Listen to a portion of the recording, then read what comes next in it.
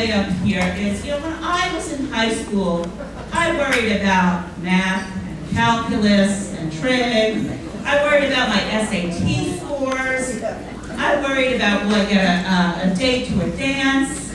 I worried about sitting at the pool table for lunch and then realizing the pool table wasn't all that cool. There were many different things that crossed my mind, but I never worried about gun violence in my school. And just this past week, many of you may have realized the charter school was on lockdown because of that fear. Luckily, it was a false alarm for them, but it was terrifying. And we really need to do everything we can to support the students right here in our community, and Lily will tell you how we're going to do that. Thank you.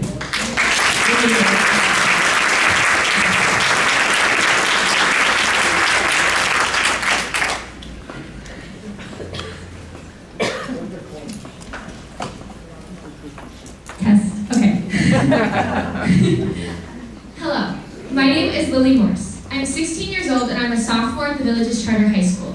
These sentences don't seem like much, but they meant a lot to me when the charter school went on lockdown last week. I was in choir when the unexpected and startling call came over the intercom, a robotic voice repeating the words no student ever wants to hear. Lockdown, lockdown, locks, lights, out of sight. My friends and I looked at each other with a look of confusion and fear. Once we saw this expression plastered across my teacher's face, the world froze. It felt like a nightmare. My teacher ran to turn off the lights, and about 10 students and I ran into the cramped music library with our choir's accompanist and our teacher. We shut off the lights and locked the door and sat in the near pitch black, body heat warmth of a cluttered space meant only to hold sheet music reserves. Not a dozen or so terrified people. Then the shaking settled in, along with the fear of the unknown, of the horrors that could have been going on at any village's campus that we were totally powerless to stop. I never once feared for the lives of my brother, friends, or even myself before that moment. It was indescribably shattering.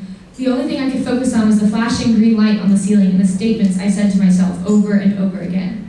My name is Lily Morse. I am 16 years old and I'm a sophomore at the village's charter high school. For us, the fear of the unknown is what left us trembling. But for the students at Columbine, Sandy Hook, Marjorie Stoneman Douglas, the fear of the known was far worse. For us, nothing happened. For them, the worst happened. But from the charred underbrush, the damaged forest regrows and flourishes in new and beautiful ways. These survivors have risen from the tragedy and said, #never again. Never again will a student feel unsafe in a place that is designed to nurture and educate them. Never again will a student lose their life at school. Never again will students have to see the effects of gun violence on their families, friends, and communities.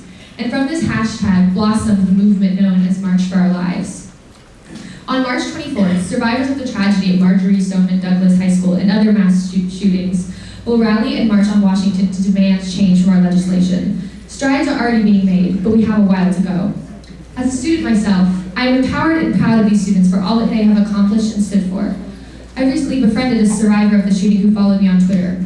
She has been endlessly supportive, strong, and encouraging. Listening to her open up to me and share her trauma has truly impacted me, and this would not be possible without her.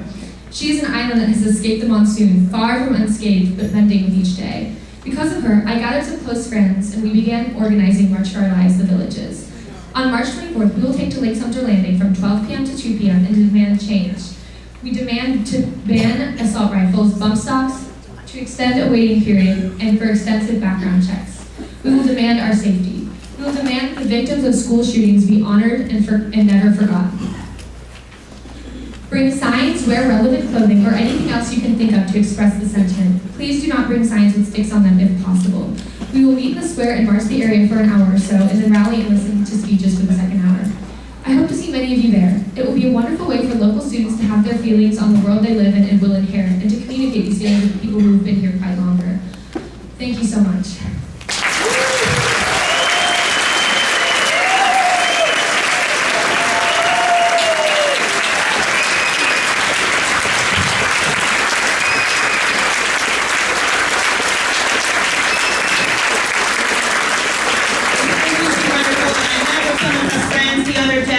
Students are really going to be the change in this country, so I'm